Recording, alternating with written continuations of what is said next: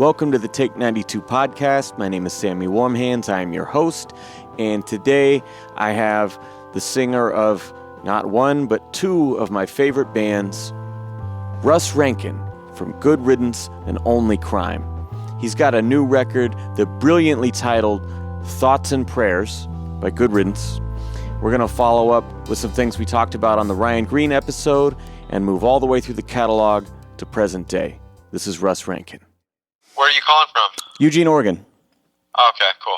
You were actually my first punk rock show.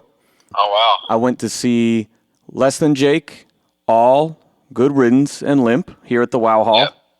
I think it might have been 99. And, that's right. I had started my first band like a year before that, and it was a really just positive influence on my life and getting into all those great bands and the great messages in the songs. And I always credit you guys as being a big influence on me. So it's great to sit down and talk to you. That's awesome. Thanks. Yeah, man.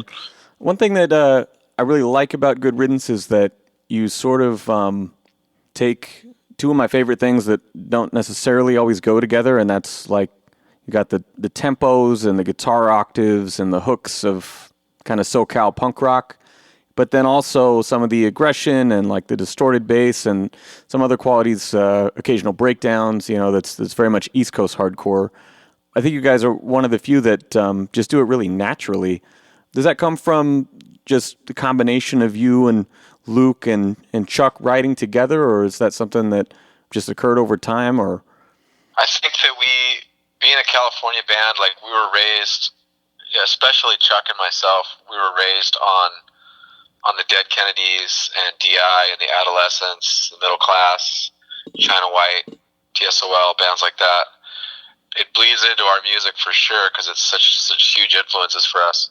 So our music has a kind of by design, but also kind of just subconsciously has a real California sound to it. Yeah. At the same time, we all also, while we were doing that, we were listening to bands like the Cro-Mags and Kraut and the Bad Brains and Sick of It All, and being really heavily influenced by that sound. And then eventually touring with a lot of bands from that scene. We really had a chance to sort of be heavily influenced by that, and we liked a lot of things about that kind of music as well. I'm glad that you mentioned the touring because I wasn't really sure chronologically how to fit this in, but speaking from my own experience, touring can be a little bit awkward or I guess lonely as a straight edge artist. Even in the underground, there are more people who act like Snoop Dogg or Motley Crue behind the scenes than they do, what I would expect in this kind of music. What has been your experience? Is the whole band straight edge? No. No, okay. I'm the only one. You're the only one. That's the same thing in my group. Yeah, that's always been a love-hate thing for me about the road is that we wind up playing a lot of bars or just everybody hanging out and doing their thing. What has that been like for you over the years? Oh, it's about the same. I mean, it's definitely, I realize I'm in the minority. Most people who are involved in punk rock are going to be enjoying the free alcohol and the low behavioral expectations. Yeah.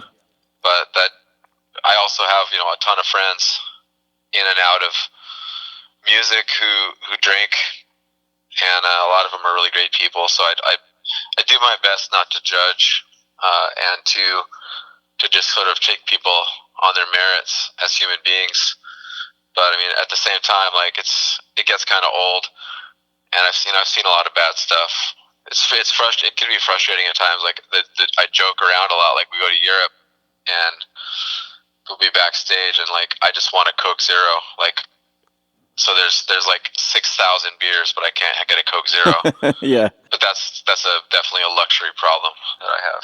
Totally. Yeah. I've always been the guy who just hands my drink tickets to the other bands or whatever, and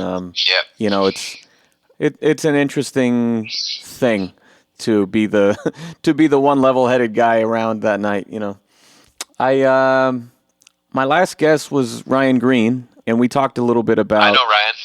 Yeah, that was actually what made me think to reach out to you. Is we talked about working on some of your early records, he was talking about some of the crazy deadlines you'd be on to, have everything recorded, mixed in, a week span and be sending the mastering like the same day that it was due and shit like that. What do you remember about those early records that you guys made at Fat? I don't remember anything about deadlines. Really? I just remember. I vividly remember our first album because none of us had ever had an experience like that before. We had always done what a lot of bands do, which is save your money and practice as much as you can, and then go into a studio all night and knock everything out as efficiently as possible, because you can only pay for X amount of time. Yeah. And then go into a place where there was actually a budget and the scrutiny and the expertise and the label boss is there in the studio for quality control. And as a vocalist, it was daunting because I can vividly remember my first couple of vocal takes when it was time to sing, and having Ryan tell me that I was flat and having no idea what that meant or how to fix it. You're like, this is punk rock, man. What are you talking about? Yeah, but it turns out it matters in punk rock too, and I didn't even know what it was. Like I couldn't even. It was like they were speaking French to me. Yeah. And so that was a pretty big wake up call. It was definitely tough. It's pretty defeating. I've had a lot of defeating times in the studio because I come face to face with my limitations as a singer, because I'm not really a singer. Wasn't really born with any kind of gift for it like some people are. Over decades, I think I've beaten myself into a serviceable one, but it's definitely not. Doesn't come natural. Yeah, that's definitely where I'm most self-conscious. Like I feel like I can write a great song. I can do the screaming really easily, but when it comes to actually putting myself out there and hitting the notes, I've definitely been there, man. It's something that a lot of people just have, and other people just got to work really fucking hard at it. But what was Mike's involvement on those early records? We were very prepared, I believe, like song structure wise. Yeah. Like we came in with the right amount of material, and it was pretty well thought out and structured correctly. But he did have some ideas with some, like putting a harmony here and there, which we'd never done. Yeah. And he was just sort of there to oversee, to make sure that we got everything done in time, and to make sure that it sounded, there was a certain standard for the material released on that label. Yeah. And I think he believed in us enough as a band to know we could get it done. But I think he was also, at that point anyway, I got the impression, although it was never, this much was never said, I got the impression that band's first album, maybe, or two, he would be more hands-on, just to make sure that the quality was good and the band got off to a good footing. And then as bands continue to write albums and progress, he was way more hands-off. Yeah, I heard him say something about that on the documentary you guys were in, the Fat Wreck doc. You did what, 3 records with Ryan? Yes. Were those at Motor, or were those somewhere else? Well, the first one, it was still called Razor's Edge. Yeah. And then it was the old Motor on Divisadero and Fell. And Motor has moved years ago. Gotcha. What was that relationship like with Ryan as you guys, you get more comfortable with your producer over time, and the collaboration becomes a little more involved, I would imagine? I think that Ryan was engaging and really easy to, like, he helped us a lot by taking a lot of the pressure off. Like, he lightened the mood a lot and was, always had a smile. I was always seemed to be in a good mood. I felt like he wasn't really from my world. Yeah. Like he'd come from a different background, and so I think a lot of the things that we were trying to do that weren't so polished rock, that were more sort of raw, I don't think he had a context for. Yeah. And so that eventually led us to go elsewhere. We all loved Ryan, and he was amazing. And I don't know with the other guys, but I learned a ton from him, a lot. That makes sense to me that the aggression would be a point of contention, because Operation Phoenix that was when I first heard you. Was on that's what you guys were touring on, and that is probably the most aggressive record in the catalog. I've heard you say that it was somewhat either a love or hate it sort of album, but you feel like Bill and Jason were more receptive to pushing it in a little more hardcore direction? I think at that point we wanted a harder sound due to just being in a really horrible place in life. I had written a really dark record. I think it was a combination of a lot of things. Like we all loved Ryan and we were happy, but at the same time we knew the kind of music we were writing was a little bit different than some of the other bands that Ryan records, and we were curious to see how we would sound if we got with somebody who was used to doing harder music, because I think like we originally reached out to people from the East Coast who had done like Killing Time and Path of Resistance and bands like that, and then Sean was the one that had brought up the Blasting Room. Oh, I mean, obviously we all knew who Bill Stevenson was for sure, but Sean was a big fan, as was Chuck, of Jason's band Wretch Like Me. Oh yeah, and the production on Wretch Like Me's albums, which was done at the Blasting Room by Bill and Stefan. And so eventually, we agreed to do that, to go that route.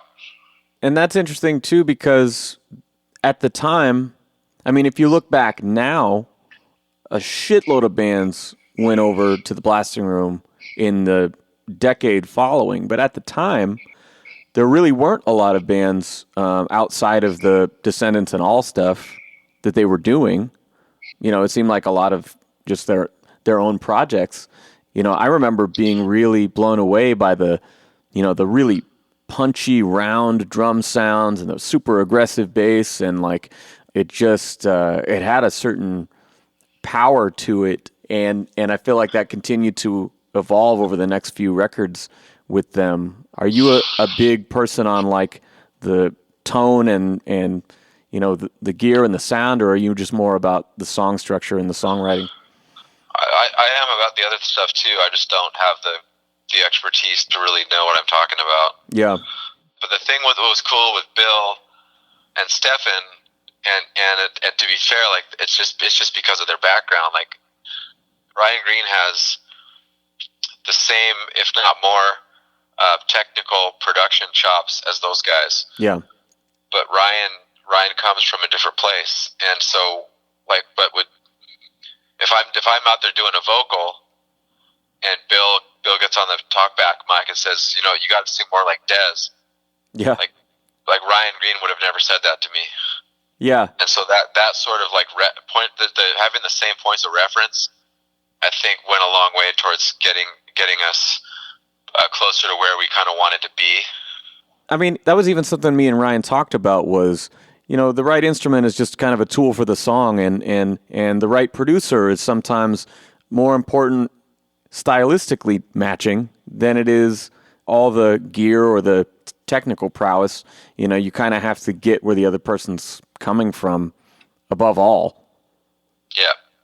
So you guys had a pretty big record following with Symptoms. That was my second time seeing you guys. Something that stands out about that record to me is the lyrics. I would compare you to like Greg Graffin in the kind of things that you write, in that like, I'm 15 years old, grabbing the dictionary once in a while, but it's in such a eloquent way. It still has heart to it. It's not like, one thing I don't like about metal players is that a lot of times they play just to show off, Yeah. And it didn't feel like that lyrically. It's, there's still a lot of heart behind it. Songs like Cheyenne, or, I would even tie back to the most recent album you had, Teachable Moments, songs like that. I just really got so much out of, I felt like there's not enough of that's being packaged in a digestible way. It's not a preachy way. Do you feel there was anything special about what was going on in that time? Well, I love Symptoms. It's probably my favorite. I loved making it. I was in a really good place just in life and happy, and I was starting to feel like was figuring out how to be a singer, like how to kind of own it. And try things, and I felt like I had found my stride, I guess. Like I was confident as a songwriter and as a singer, and that whole experience writing that album and recording it, I have really good memories of that album. And that subsequent year of touring ended up being the height of our band. Like Fat Records really pushed that album, and it was noticeable. We would play a lot of the same clubs every summer, and like that summer we ended up playing a lot of like the next club up in size in a lot of cities. And the same thing was, we went to Europe right after that, and the same thing, we played bigger clubs. We were going from like the 500 cap rooms to like 1,000, 1,500 cap rooms, and selling a lot of them out. And it was pretty cool. And there was a note, you could notice that every town we'd roll into, there'd be something in the weekly about us, because Fat had pushed so hard and Vanessa had done such a good job with the press. That's awesome. Yeah, so that was I have really good memories about writing that album, recording it, and then that year of touring, and that was a really good time for me aside from music. So I just have good memories of that. Whoa, as you were talking about it, I was like, wait a second, and I looked at my back door, and I still have the poster from that show. It's Good Riddance, Choke, Go for the Throat, and our friends from here, Paint by Numbers. I remember Go for the Throat was awesome too. I bought their album. Might have been 02, 03, something like that. Yeah, that was a good time. Yeah. You worked with some other bands actually as a producer. You did the Missing 23rd record, is that right? Yeah. Who else did you do around that time? I produced a band from Calgary called Downway, and I produced a band from here in Santa Cruz called Riff Raff, and another band from here called First to Fall. How long has it been since you've worked with a band like that? It's been at least, like 13 years or so. No one has a budget for a producer anymore. Nobody. Yeah. It's hard. So I get it. I loved doing it, and I would have loved to make a career out of it. I really felt like I had a lot of fun doing it, and I thought I was actually sort of good at it. But it's tough because I'm not an engineer, and so bands got to pay for studio time and an engineer, and then they'd have to pay me too. And the bands that are, at this point, I'm not in demand, so the bands who would be using me would just be using me because they're Good Riddance fans or whatever, and so they would be having a small budget for the recording anyway. So yeah, but I love doing it. What was your experience in doing that? I mean, are you going all the way and doing pre-production and helping them arrange the songs, or is it? Yep. Yeah, that's awesome. Yep. Sort of the same. Like when we went to the blasting room the first time, before we ever went out there, Bill came out to Santa Cruz and went to several of our practices. And I remember he was standing in the practice room, standing like 3 feet away from me while we were playing, writing down, furiously scribbling on a pad. And then we got done with the song, and I was like, dude, what are you doing? He goes, I'm writing a roadmap of your song. And then he went to a couple shows that we played. But he was really hands-on. And so a lot of the things that I do when I produce a band, I learned from watching him and Stefan. That's awesome. How much was Stefan involved in your guys' career? Because, I mean, for the most part, you see a Blasting Room record, it's Bill and Jason on the credits. But I know that, Stefan was involved a lot more, it seemed like, on the early records. Yeah, Stefan, when Stefan's still in Fort Collins, it was tag team. It was I would say our first Phoenix, Symptoms, and then the Phenomenon of Craving EP. Oh yeah, that was a good record. I forget about that. Bill and Stefan. Stefan actually is the one that did almost all my vocals, and then Bill did all the guitar and drums. Jason would be there to mix and sort of track when the other guys were burnt out. But they had a really cool system, which they still sort of do. Like traditionally, we had gone into studio, whether it be Ryan Green or anything before that, and we would do all the drums, and then all the bass, and then all the guitar, and then the vocals at the end. Yeah. And what the blasting room does is once the drums are done, because there's scratch instruments, once the drums are done, anybody can go. We'd get like some drums done, and then maybe Luke goes for a couple songs, and then I jump in for a song, then Chuck comes in at night. Like, nobody was just sitting around with nothing to do for hours, and nobody was getting hammered on for hours at a time. It kept everybody pretty fresh and involved. Well, yeah, I know a lot of people don't like recording because a lot of times they're waiting around for their turn, or the drummer finished early and is going to have to sit around the rest of the week while everybody else nails their part. So, I mean, you guys just have like, the bass rig's set up, the guitar rig's set up, who wants to jump in? Yeah, that's basically how it goes. Like, we have, at some point, like with this last album, we did have some time constraints. The last two albums, because we were working around people's jobs and families. Yeah. So, like, there's days that Luke couldn't be there, you know what I mean? Like, because of work or family or what have you. So, there were some days where, like, okay, we got to get guitar done this day.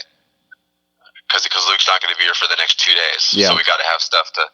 So, that came into play. But generally, it's pretty cool. Like, nobody's getting hammered on for too long, and nobody's sitting around doing nothing for too long.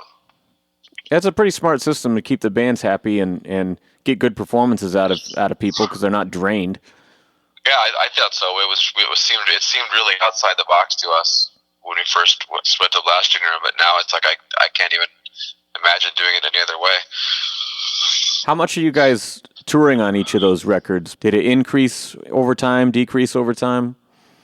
Well, the Symptoms, that year after Symptoms was the max. That was 2002. Like in 2000, we toured for about 9 months. Man, we did all 8 weeks of the Warped Tour. We did Deconstruction tour in Europe, and we did a full we did a Western Canadian tour. We did a lot. We did Reading and Leeds Festival. Damn. Over in the UK, and when the Symptoms came out, we toured all over North America and Japan and all over Europe. And then Luke decided he wanted to go back to school. Okay. And then that, like, everything pretty much changed at that point. So, Ties of Blood and Affection, you guys aren't hitting it quite as hard? No, we barely played at all. Barely at all? Yeah, I think we did like we did a summer tour on that record, like a North American tour. Yeah. And I think we did 2 weeks in Europe. Now, at that time, had you already started Only Crime? No, Only Crime, that was probably when it started. Like, we toured in 2002 we did a bunch of shows on the East Coast with Bane, and that's where I met Aaron. Okay.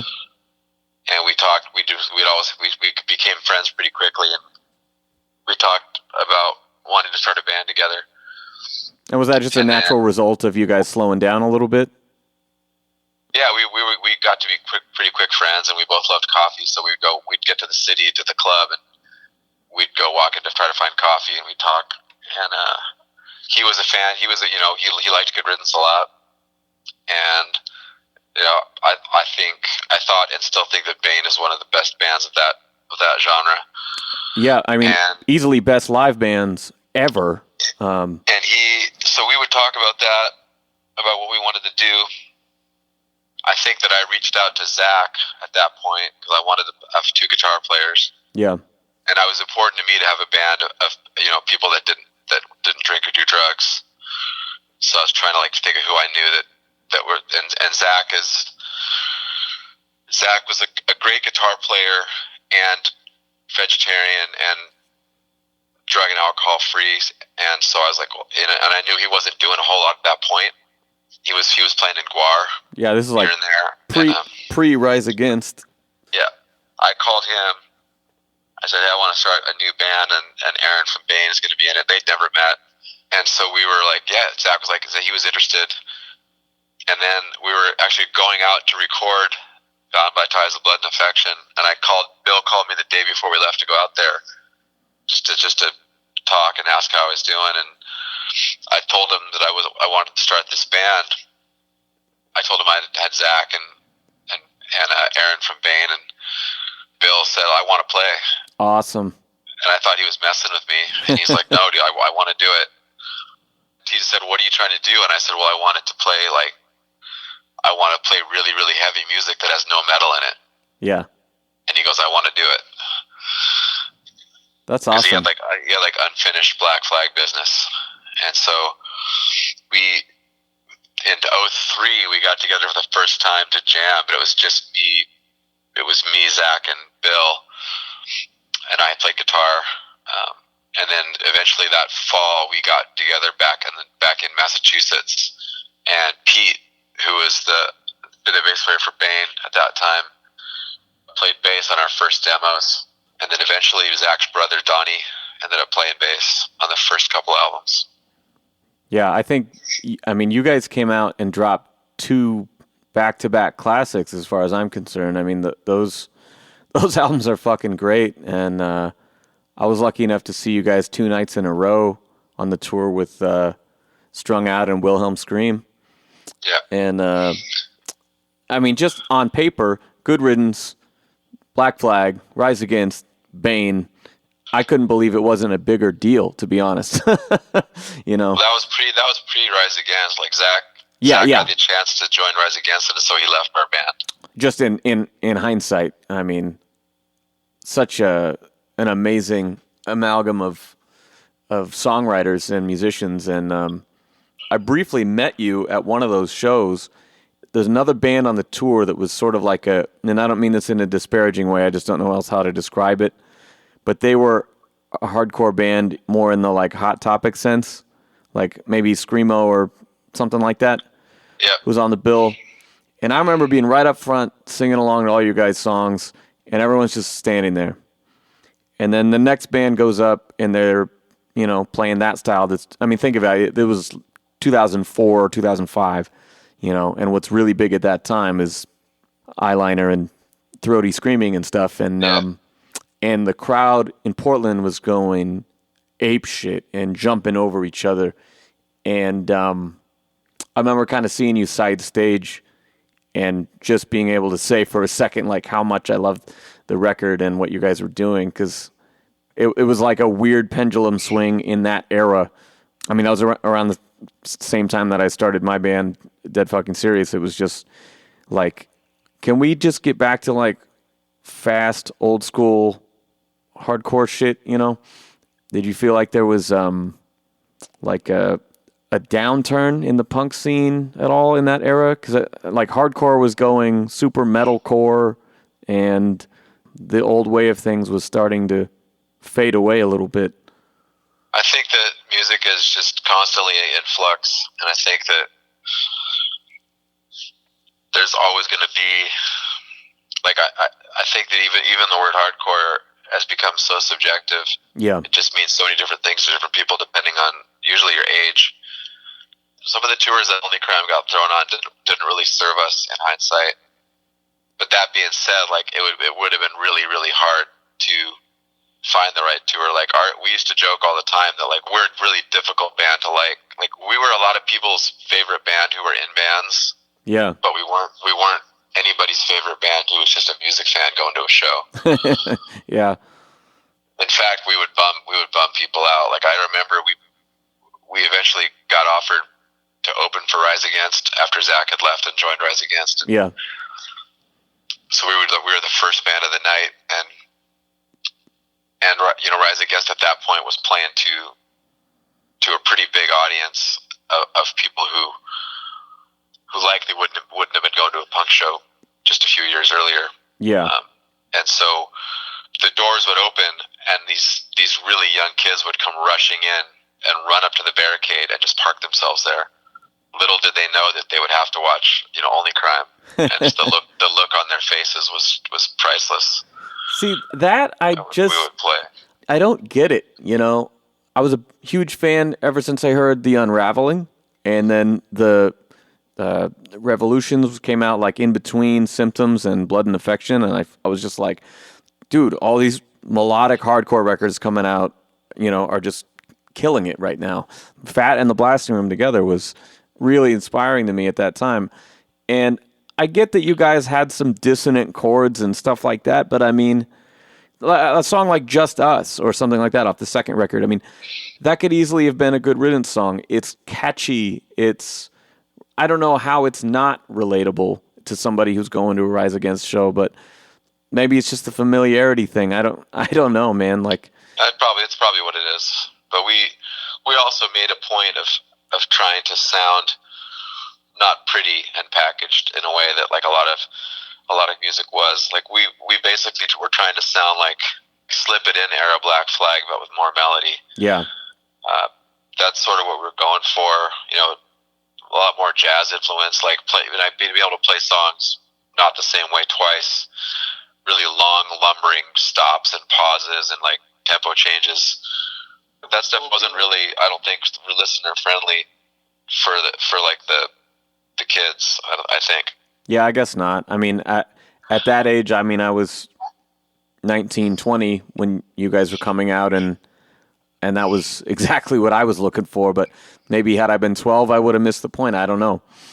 Hard to say. I mean, at that time, you've got both bands happening simultaneously. Was there a conscious effort to like, oh, I'm going to set this song aside for that project, I'm going to set this one aside for this? Or is it more just like get with the band and, okay, let's work on writing new stuff together over the next X amount of time? Well, the writing process for both bands was vastly different. And okay. The aesthetic for both bands was vastly different. And so I didn't write much music for Only Crime at all. I wrote Just Us, I wrote Sedated, maybe one other song, and the rest of it was, you know, the early stuff was largely Zach. Zach had written the bodies of the song, but we did, in Only Crime, it was very much just a bunch of dudes in a room, and like a guy would have the first 4 bars of a riff, and it would teach to everybody, and so they would play it, and then we would do this thing where like we would play this piece 4 times, and then everybody would just keep playing. And see what happens. Yeah. Like Ornette Coleman style. And so sometimes it was a disaster, but that's how we built a lot of our songs. And so once that happened, I would sit there in the room with my notepad, and I would just start writing, not really thinking about much as far as lyrics, but more thinking about like what kind of feelings is the music bringing to me, and how can I use words as kind of a sixth instrument? How can I use words rhythmically or melodically, whether or not they make a whole lot of sense? And which is what I got that from being a big Psychedelic Furs fan. I feel like a lot of the lyrics and vocals in that band are more about rhythm and melody than being like a cohesive thought. And so a lot of the Only Crime stuff is written by the band sort of jamming almost improvisationally, and then me just writing whatever came to mind over it. That's got to be a really liberating thing when you're used to, you write so many things that are, you know, on message and very much about what you're saying, and to have a project that's looser and more just about how you're saying. You know, I'm a person who's always had different musical projects simultaneously, so I can put creativity in one direction and then not burn out on it, and I can switch up and put it in another direction. And it makes sense that you guys are kind of keeping it improvisational, because it definitely feels almost like you said, jazzy. I mean, it's not the Refused, you know, where you're actually putting in swing time shit, but yeah, it's got a very just kind of natural, everybody's influences rolled up into one thing. I like the second album a lot. I thought the third album was by far the best. Really? Yeah, it was my favorite. That one. That was a couple different guys in the band, but I thought the third album we achieved what we had set out to do most. I was actually, I put that in the car today when I was driving home. I Am I remembering it right that record was more written in chunks and pieced together a little bit remotely? I feel like I read something about that when it came out. Yeah, mostly Matt, our guitar player. He has like 6,000 riffs on his computer. Jesus. At what point did he join the group? Well, when Zach left, we needed a guitar player, and so Aaron knew him from Bane and Modern Life is War playing together.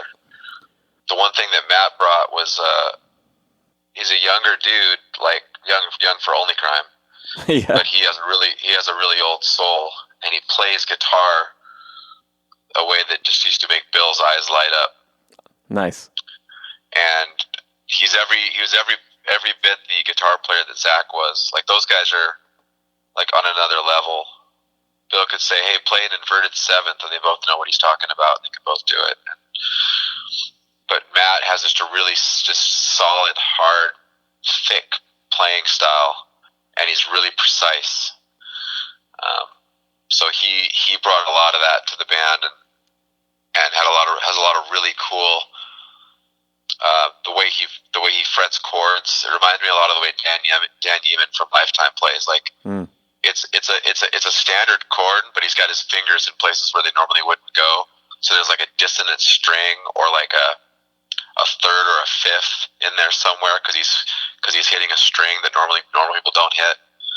So like when you listen to that third Only Crime album, a lot of that stuff to me, it just sounds, the guitar playing just sounds magical. It just sounds like there's so much more instrumentation going on, but it's just guitars. You know who I'd love to actually hear you guys with now that I think about the guitar playing is I'd love to see Only Crime and Off do a tour together. Yeah, that'd be great. That's a good comparable. I think I would agree with that. Yeah, both very like. I mean, again, it's all just people trying to view Saccharine Trust or Black Flag or whatever. But yeah. This is like the one anomaly in your catalog. Speaking of that album, what was the catalyst for going to Rise Records? We felt like we didn't get a lot of attention from Fat, as far as Only Crime goes. Yeah. I mean, in hindsight, it's relative because maybe we didn't, but we also were so part-time. Like, we didn't work as hard as some bands do. And so at some point we wanted to see what else was out there. And unfortunately, I think that when we recorded Pursuance, we had designs on it being successful and us making more of a go of it than we did at that point. Really? You know, Rise was great, and they were really, really enthusiastic about the band. And so, because we felt like we'd sort of reached as far as we could go with Fat. So, did a little research just in seeing what other interviews you had done. I had seen the one you did with my friend Aaron, but one thing I was surprised to see from an older interview was that you looked down on bands reuniting, and that you said it, quote, didn't sit right with you a lot of time. But I feel like, you guys must have had just a long and deep friendship with the guys in Good Riddance. Peace in Our Time, in my opinion, is some of your greatest music. What was that like? I mean, was there a conscious of like, oh, I don't want to get the band back together for it's not gonna look right, it's not gonna feel right? I mean, how did that come about? Well, we decided to stop playing. It was a pretty firm decision. It was a couple things. It was guys were being really busy with families and jobs and small children, and we had put My Republic out, which we thought was okay, and then no one really bought it. And then we played some shows on it. No one really came, and we're like, okay, we see what's happening here. So we decided we'd rather walk away on our own terms with some grace and some dignity, rather than have to be dragged out back and shot, put down. Yeah. So that's what we did. and we did play for 5 years, and we had numerous offers, particularly in Europe for festivals and whatnot, that were pretty enticing, but we weren't interested. And I would keep getting contacted mostly by Chuck, like every 6 months or so during those 5 years to see if I wanted to do it, and I kept saying no. And at one point, they just got me to agree to meet for coffee. We talked quite a bit about what we missed about it.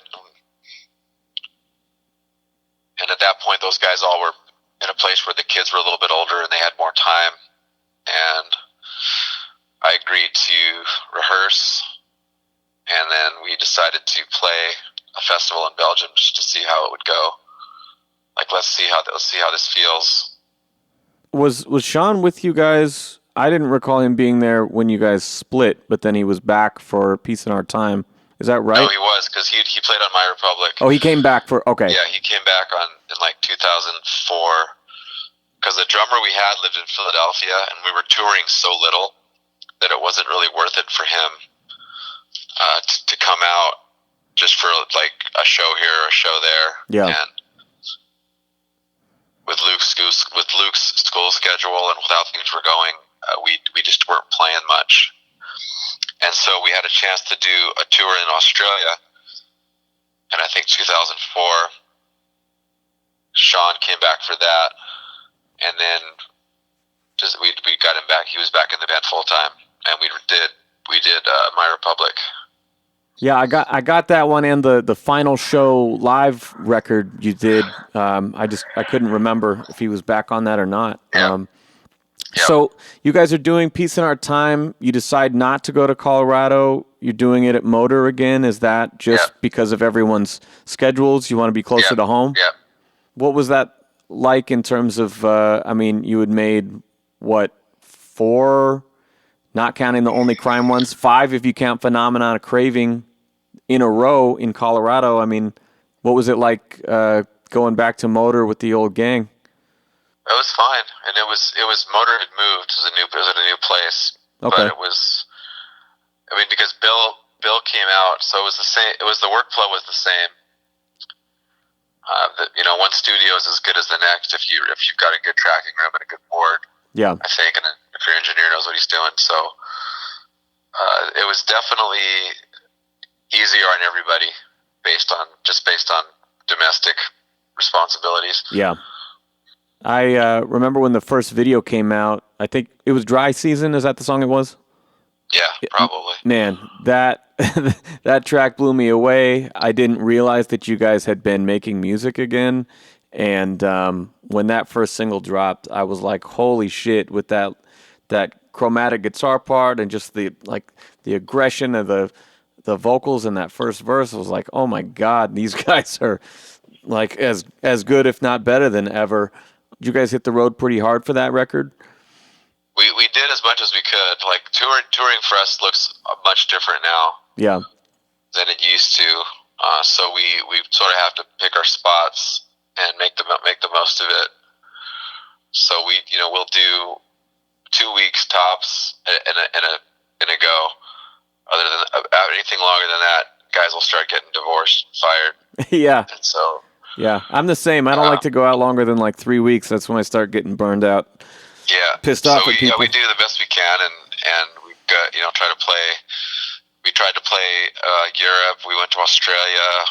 We did the Fat Records thing in Japan, which was cool. The Fat Records anniversary show, that was pretty awesome. Nice. And fly-in dates. Like we got a chance to play after Peace in Our Time came out. We played. We didn't really do any festivals around here so much. We did Fest in 2012 in Florida after we started playing again. But yeah, like when our deal now is like we just try to get the most out of the time that we have. Yeah, it's definitely hard as people have kids and other shit going on. It took a little while, but I was really glad that you guys came back together for Thoughts and Prayers. I mentioned your interview with my friend Aaron. She was like, anything coming up? It's been a little while. And you're like, I don't know, probably not. Maybe, we'll see. And that was less than a year ago. So, I mean, this record must have come together really quickly. Were you guys really just inspired? Or not, and we just didn't want to tell anybody. Playing it coy. Yeah, we've been working on it for a while. Okay, that's cool. Where do you feel like stylistically this fits in your canon? Because, I mean, you guys are one of those great bands that continues to evolve, but, you know, in the same sense of like Pennywise or Bad Religion, you still keep those core tenets in your sound.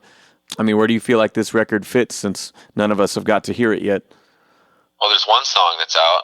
Yeah, so a lot of people have heard that. Yeah, I heard the single. It was a really, really catchy, hooky song. It sounded like classic Good Riddance stuff. That's mostly what it is. I mean, if Operation Phoenix is your favorite record, I'm hoping you like this one, but it's not that record. It's more like the hardest part on Operation Phoenix. Yeah, it's to me it's more along the lines of Peace in Our Time and a little bit of Symptoms of Loving Spirit. It's shorter songs. I feel like there's a lot of good hooks, smart lyrics, hopefully, and not too many songs. Like we're hoping that people will like listen to it and not skip anything, and then want to listen to it again. That's the hope. I love that. And even the runtime on Peace in Your Time, I mean, it's less than a half an hour. I like it short and fast, you know, like my band just finished a record that's 18 songs in 18 minutes, you know, and you guys definitely keep up the momentum in a real way. Attention spans are not what they used to be out there. And so I know how easy it is to skip and not really listen. So to get people songs that engage them, and that don't go on too long, and then on to the next one, and then hopefully maybe they're listening through it for a second or third time. That's our hope. How many tracks you got on this one? 12. Okay, a little shorter than last time. It's about 28 minutes. Nice. Yeah, that's kind of the sweet spot, man. Is just under half an hour. Do you feel like this crazy Orwellian world that we're living in right now has brought out anything different lyrically on this record? No, unfortunately it's the same things. Yeah, that some things never change, but at the same time, this some of it is still so unbelievable. I look for bands like this, going, "Oh, there's a new Good Riddance, thank God. Oh, there's a new Bad Religion. Like we need this right now, guys. Like we're looking to you." Yep. Are you guys, am I going to get to see you guys coming up the West Coast this summer sometime? I couldn't tell you. Couldn't tell me. I know there's nothing planned for Oregon at this point. Son of a bitch. Yeah, but we'll see. Like we played Portland last year. Yeah. Had a pretty good show with Success and the Last Gang. That was fun. Oh, I like those guys a lot. I wouldn't be surprised if we play Portland. I don't think we'll play Eugene. Nobody does. Well, I'll have to make the trip, man. It's been too long since I got to see you guys, and I'm really excited for the new record. I'll be buying it the day it comes out, or if the record store likes me enough, I'll sometimes I sneak in Thursday night before they close and buy it. But nice. Yeah, man, I'm really looking forward to it. You guys, like I said, really, really delivered with that last one, and thank you. I'd put it up there as your favorite record. Shuffles from time to time, but man, that I'll tell you, that one's gotten the most play since it's come out. It's just really, really solid writing, and thanks. You guys are sounding better than ever, man. So, yeah, I appreciate your time. That kind of worked out perfectly. Awesome, man. I appreciate you taking the interest and taking the time. All right, that is our show. Thank you so much to Russ for doing it. And I totally forgot to ask about the Creep Division reunion. But other than that, I think that was a great time. And thank you guys for listening at home.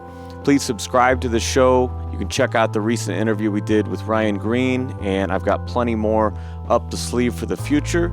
Go ahead and give us a 5-star rating and review. Help spread the word on social media. I'm going to leave you with a brand new single from the Good Riddance album, Thoughts and Prayers, which I wish I'd fucking thought of that title first. You can pre-order at fatrec.com. The song is called Don't Have Time.